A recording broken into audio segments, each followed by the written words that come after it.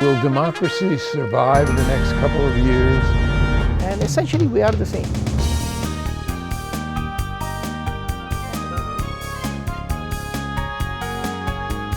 And there are so many needs that Minnesota has. What people are saying they need right now. Access to democracy is made possible by donations from the following organizations. Thomson Reuters, a global company with expertise and insight to unravel complex situations in the areas of law, tax, compliance, government, and media. Their worldwide network of journalists and editors keep customers up to speed on relevant global events. Thomson Reuters, the Answer Company. Crutchfield Dermatology, a full-service treatment center in Medi-Spa in Eagan. Their goal is to help you look good and feel great with beautiful skin. With service built around courtesy, dignity, and respect, Mayo-trained Dr. Charles Crutchfield personally treats each patient and is acknowledged as one of the nation's best physicians. Firefly Credit Union, with locations throughout the Twin Cities, has proudly served Minnesotans since 1925. Firefly guides its members forward by delivering customized financial solutions to improve their lives in all aspects of banking. Firefly Credit Union, they light the way with life illuminated. Edina Eye, Physicians and Surgeons, a division of Twin Cities Eye Consultants, has proudly served the Twin Cities for more than 55 years. Now in 7 convenient locations. Using the most advanced technology combined with human touch, Edina Eye offers comprehensive services for dedicated specialists committed to excellence with innovative procedures and expertise for the most advanced eye care. And welcome back to Access to Democracy. Alan Miller with you as usual, and we have a very special extra guest, new guest. Very well-known guest, one of the top 50 Asian Americans in film, voted so by, I think, IMDb or one of the film publications. He's a director. Probably his most famous attribute at the moment is that he's the father of TV star Grata Gluck, who starred in TV for a while. And I first met Cellin Gluck when he was about 20 years old and going to Pomona College. And actually, he stayed with us for a few months. And Cellin, welcome back. Glad to be back. Good to see you again, Alan. It's amazing how time seems to just pass by. Oh yeah, I've got a son now. As you mentioned, my son Griffin's a little bit younger than I was when I first met you, but my daughter is 23 and she's way older than when we first met. Yeah, that's right. Than I was when we first met. Well, what does she do? Good question. She actually went to Bard College out in New York. And, she majored in, I think, international relations and human rights or some other such money-making venture. And she's home now, like much of the world. No, I guess we all are. We're confined to quarters. Yeah. All our kids are back east.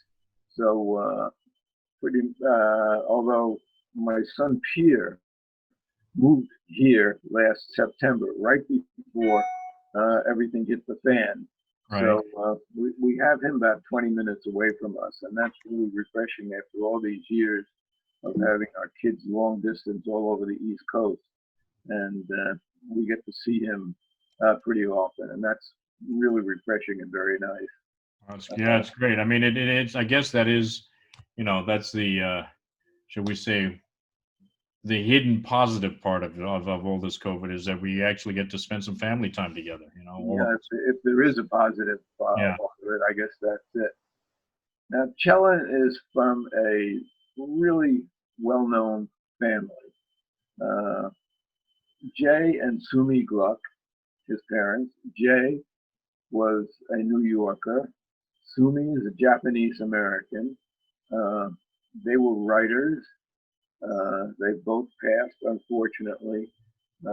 We spent some wonderful time with them, not only in their home in, was it Kobe or Kyoto? I was in Kobe. It was Ashia, which was just outside of Kobe. Right. spent a week there and had a wonderful week being ferried around to see sites in Japan that we would have never seen. And of course, you are multicultural and bilingual, so it has stood you in really good stead in terms of the movie industry, in which you are certainly a well-known director. Sideways, the Japanese version, Black Rain, the Michael Douglas picture, Oba, The Last Samurai, and a movie, Persona non grata, I shouldn't forget that, about Chinue Sugihara, which is a story that most people don't know about the Japanese official who saved hundreds and hundreds of Jewish lives during World War II by giving them visas, which I don't think his government even knew about. And as a matter of fact, he is considered a hero in Israel as a result of that. And Cellin did a movie about him about what, 5-6 years ago? Yeah, but it'll be 5 years ago this December. Called Persona non grata. And there you've got it. There you go.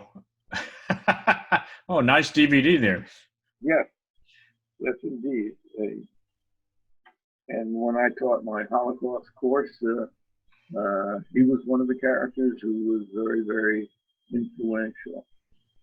Now, there's a movie called Way to Find the Best Life, 2019, which lists you.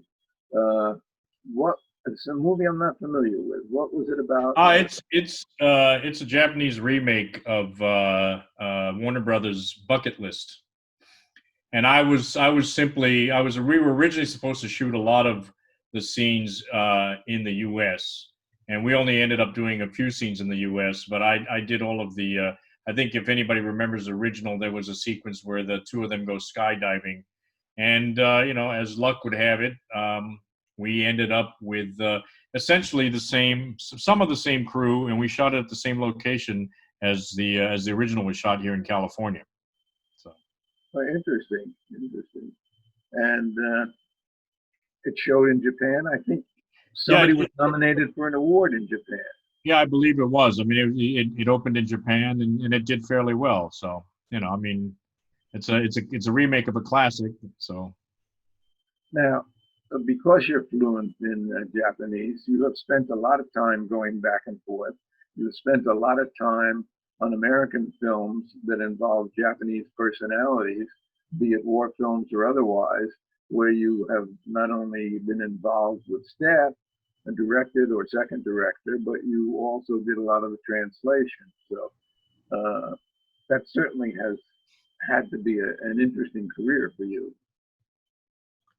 Oh yeah, definitely interesting. I mean, it's been a fallback, so to speak. I mean, it did give me my entree into, well, yes and no. I mean, I started off as an assistant director in feature films after working in commercials between Japan and the U.S. for a while. And the first major film I worked on, as you mentioned, was Black Rain, directed by Ridley Scott. And it was actually shot, most of it was shot about 15 minutes from my parents' house that you mentioned in Ashiya in Osaka. And that got me going in the feature world, where I worked for an assistant director for many years, and going back and forth between, the U.S. and Japan, having the language ability, shall we say, and also the cultural know-how. It served me in good stead, for sure. And you've been involved in about 60 films during your career? Probably more like 16, but yeah, somewhere in that neighborhood. It looks good on IMDb. I don't know. I haven't really counted. Yeah, it takes up a big section of IMDb because I looked there obviously before this interview. So you ended up on our doorstep in Long Island when, I don't know if it was between your junior and senior year or during your senior year when you had just graduated. Yeah. And I think you were searching out work at the time. Well, I think Tyrone and I were commuting between your house and Manhattan, looking for a place to live, but always making sure to get back and watch Gaijin with you guys. Was it Gaijin? Yeah, it was Gaijin, right? I mean, on NBC. No, it was Shogun. Yeah, Shogun, Yeah. right. Yeah, that's right. And when we say Tyrone, we're talking about Tyrone Power Jr., the son of the famous, late and great, and certainly a close friend to you at that time, although I think you've drifted apart a little bit since then. But that was a very interesting experience for us, and I guess for you. And you ended up with ESPN. Well, I did some stuff with ESPN. I mean, I did a lot with ABC Sports. I mean, at that time, I ended up working for a Japanese sports promotion company. So we did a lot of work with ABC. We did a little bit with NBC. And I think we even did one event with CBS. But I mean, I think, yeah, at that time, most of the stuff I was doing was with either ABC or ESPN. You're right. Now, this is back, what, 1980 something? Yeah, it was 80, 81, 82, Right. just that, right in there. And one of the perks that we got out of putting you guys up for a couple of months was the fact that we got tickets to go with you to Japan for what was the annual college football game. Yeah, it was the Mirage Bowl, which was held between two U.S. college teams in one of their regular season games, and I think that was Houston SMU, wasn't it? Wasn't that the year? No, I don't think it was. I think it was. I'm trying to remember what other teams. Yeah, it was either LSU. I think was one of them.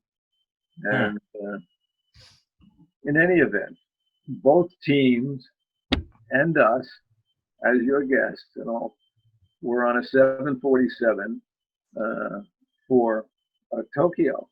Yeah. What amazed me is that the fact that the plane with the equipment and these huge ball players was able to get off the ground back then. and we did. And we had, thanks to you, we had a great week in Japan. We went all over Japan and spent a week with your folks and then flew back after the game. And, yeah, those are the good old days when we could just charter a 747 and send people halfway around the world. That was good times. That was, and it was certainly good times for us. That was my only experience in Japan, as a matter of fact.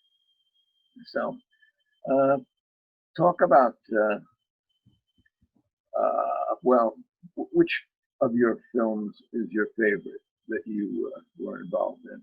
I don't know. I mean, it's hard to say. You know, it's like saying which of your kids are your favorite. And that may actually be easier.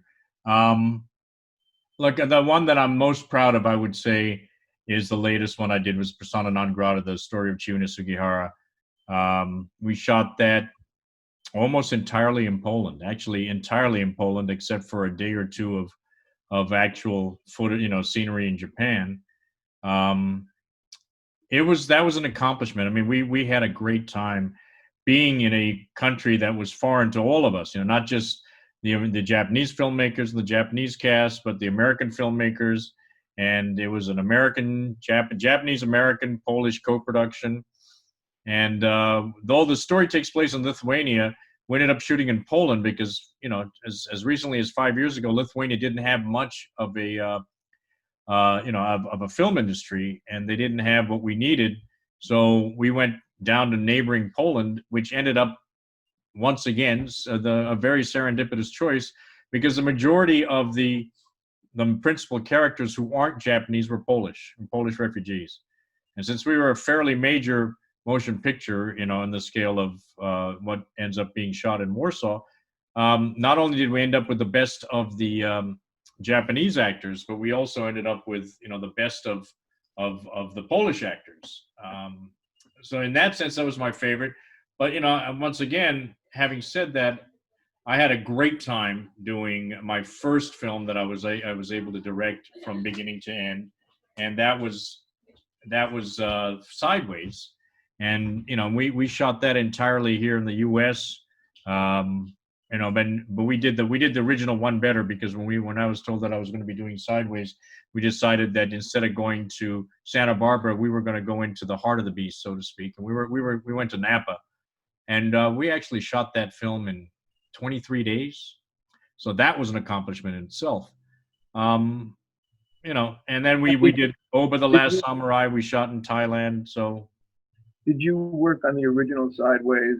I did not. No, I mean the original Sideways, although I had a bigger budget than we did, you know, it was one of those films that it was just when they were making it, it was just another film. So it had no attraction to me in the sense that it had nothing to do with Japan, and I had no connections to any of the filmmakers. So that's the only reason I didn't end up working for it. I remember from, I guess Giamatti was on that, Yeah. on the American version. And yours was entirely for a Japanese audience. Yes, it was. But although I'd say 40% of the film is in English, and you can find it on iTunes for anybody who's interested. Or you can contact me, and I have a couple of DVDs Uh-oh. here. Uh-oh. We won't tell anybody about that. So, what was it like working with Michael Douglas on Black Rain? And that was early in your career. It was great. I mean, look, you know, of course, it was my first major film, and I get to work with Michael Douglas, and you know, got to be very good friends with him and Andy Garcia, and of course, you know, Ken Takakura, one of Japan's most, you know, famous actors throughout the world, world famous actors. I mean, it was, and come on, I mean, your first film and you get to work with Ridley Scott, is how much better can it get? So, I mean, it was fantastic because, you know, obviously everyone there, the majority of the American crew, they were fishes out of water, shall we say, in Japan. And like I told you, it was a 15-minute train ride from where I grew up.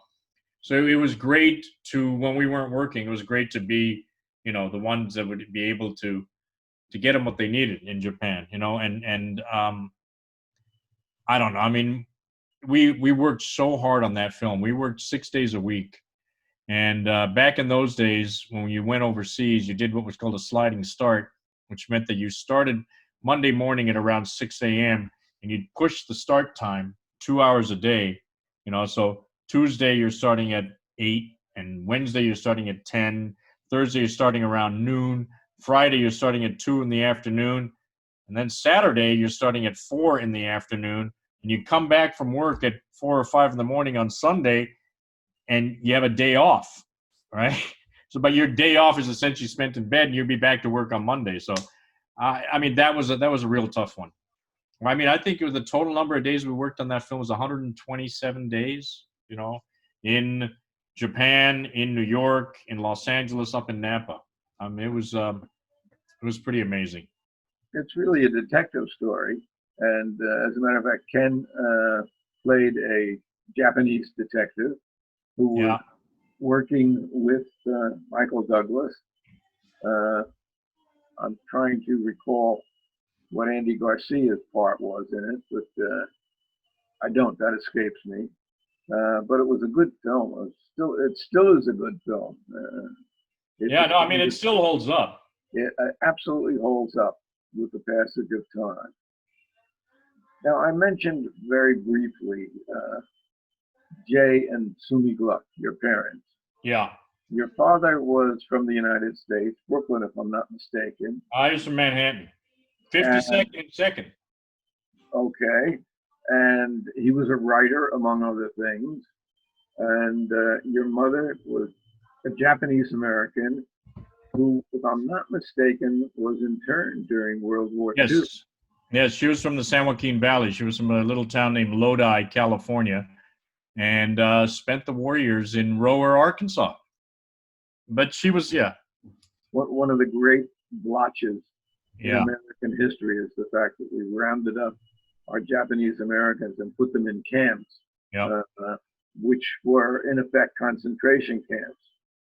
And yet toward the end of the war, some young Japanese males really volunteered for the army and went on to serve in Europe as one of the most decorated units of the United States government. So, yeah, I mean, it's the most highly decorated unit in United States military history.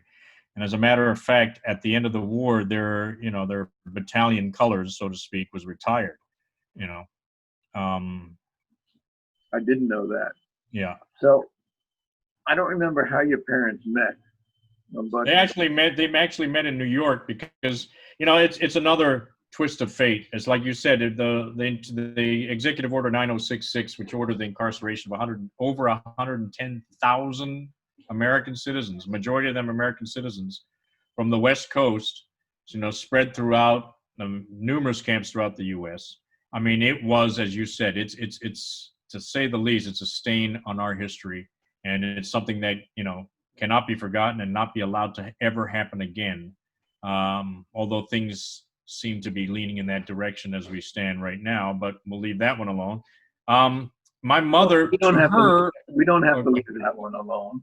Well, my mother, to her, it was probably, in some ways, she said the best thing that ever happened to her, because she got to row her, and according to her and I, and last year I checked with her younger sister, Auntie Kay, who's the only one alive, and she said, yes, Sumi got out of there as quickly as she could. So I think my mom was out of there by the middle, if not the end of 1943, and she managed to snag a scholarship to Hunter College in New York. And they didn't meet. They met after the war because my dad, being a good New York Jew, lied about his age, joined the Navy, wanted to go kill Germans, so he was off and in training, and then they met in New York after the war. And they had a really interesting life. I'm being kissed on my elbow by a little Springer here called Katie, who is she's our local child, a Springer rescue. They really did so much together, including writing. In fact, one of the most impressive things that they did was a book called Japan Inside Out. You might recognize that.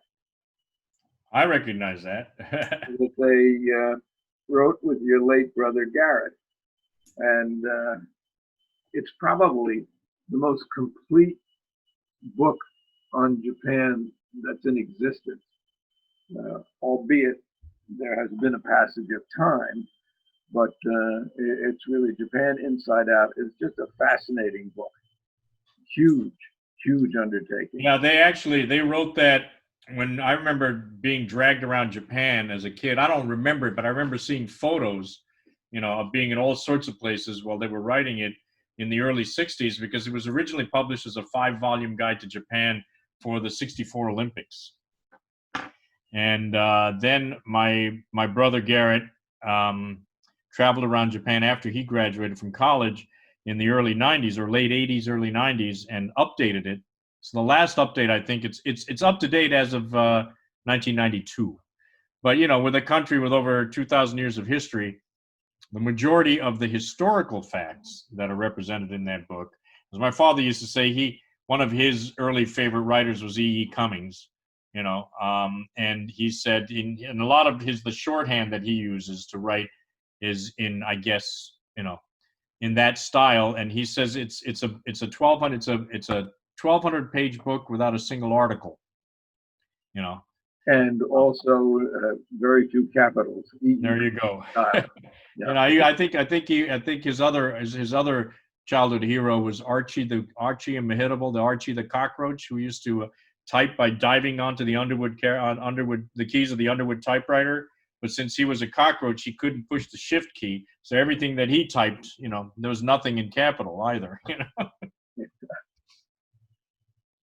But they were an incredible couple, really generous to us. Of course, we saw them in later years in New York a few times before they passed, unfortunately. But it was a great relationship. They also spent some time in what was Persia, which really became Iran, and they knew the Shah, and they managed to pick up a lot of artifacts and ultimately opened a museum in Japan of really Persian and Middle Eastern artifacts. Yes, they did. They had a couple of museums at one point. There was one in Nara, which was the the Asia Museum, or the Asia House, I think it was called. Oh no, I'm sorry, it was the Orient House in Nara, and then they had a museum also down in the Persia House was in downtown Kobe, in Yeah. one of the older captain's homes. Persia House is the one that we got to see, Right. and fascinating, with all the artifacts and things that they had collected. Never did understand that relationship with the late Shah of Iran, but Well, I'll give you a quick update on that, and the reason, you know, to go back to when my father was a kid growing up in Manhattan, you know, while all the other kids were out in the park playing out in the park, my dad used to play at the Metropolitan Museum of Art, and the first piece of art that he fell in love with was attributed to Benvenuto Cellini, you know, the Renaissance sculptor ne'er-do-well, right. And that's why I'm named Cellin off of Cellini. And my dad says he was probably about 12 years old, and he was sitting on one of the big lions outside the public library down there on 42nd Street. And there was a parade going on. And he said this older gentleman came out, you know, and looked up at him and saw him sitting on the lion. And my dad was all panicked that he was going to get in trouble. And as he was climbing down, the older gentleman said, "Son, don't worry about it. Would you like to see some beautiful things?" And took him inside. And that was Arthur Upham Pope, who is probably to this date one of the foremost experts on ancient Persia. And Pope had just come back from Iran or from Persia, and he used to have these magnificent photos that he took with a big old 4x5 camera, and he had an exhibit at the New York Public Library. And my father went and saw that, and that's when he fell in love with Iran or ancient Persia, the Middle East. And then, you know, fast forward 20 years later, after the war, he ended up going to do his graduate studies with Pope at the Asia Institute in New York, which in the late 60s was taken over by the Shah. The Shah took the Asia Institute while Pope was still alive and moved the entire institute to Iran, to Shiraz, to Naranjistan, and my father was invited to come over and be like his adjutant or the acting director, because even then Pope was already into his mid-80s. So that's how we ended up in Iran. And interesting childhood growing up. It was fantastic. I'd go back there in a second. And a little tough today, but I always kidded. It's only tough today because, you know, because of the nut that we have on Pennsylvania Avenue of getting back into the country. You know, that's what we're more worried about than the time that we would spend in Iran. I just wrote something about that nut today, saying that how can they have a presidential library when he doesn't read books and he hides all the documents? So I decided that the presidential library will be in Mar-a-Lago, and all it will have is 2 shelves worth of anti-Trump books in it. And a bunch of portraits of him, you know. That he commissioned. Yeah, that he commissioned, of course. Yeah, including on the cover of Time magazine. Right, exactly. So I mean, I think no, there might be a fairly good collection of fake Time covers and, you know, and a bunch of fake news up on the shelves. So you never know. And that's what's going to be. In any event, I always used to kid your father. I said, I know you're CIA, and that's why you move in all these strange places. And he was in his dying breath, as you know, as he lay there in bed. But I think it was probably the last time I saw him.